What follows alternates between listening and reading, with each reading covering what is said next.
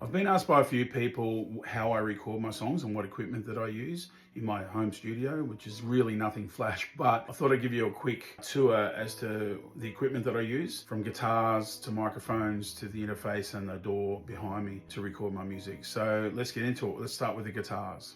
Starting with the bass, this is the only bass I own. It's a Fender Squier jazz bass that does all of my bass work, whether it's live or recording. And then we can move on to the main acoustic that I use. This is a Maton SR60C, and that does all of my acoustic recording. I use a Mini Maton or a Taylor Mini GS for gigging, but this is my recording acoustic. Then my main guitar for recording would be this Gibson Les Paul, or if I'm after a single coil sound, I'll go for this American Strat.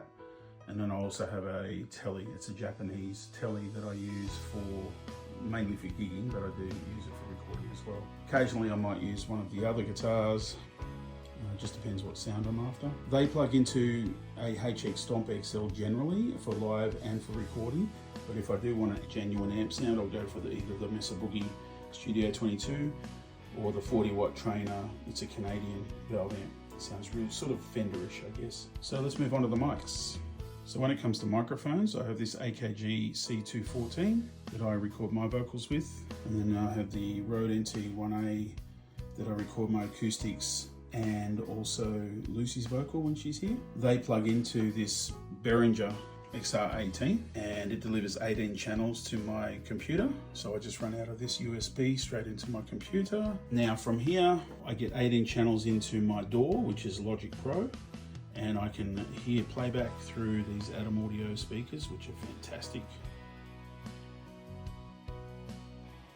Or I have my wife's Beat headphones, which I must invest in a good pair. But anyway, that's pretty much my setup. Also, as far as microphones go, sometimes I will use this Rode M1 microphone for miking up cabs.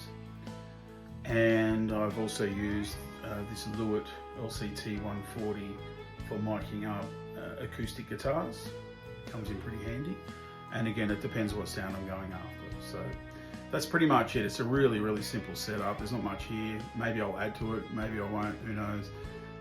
But I hope that helped some of you out there if you're getting into home recording and you want to record your own music.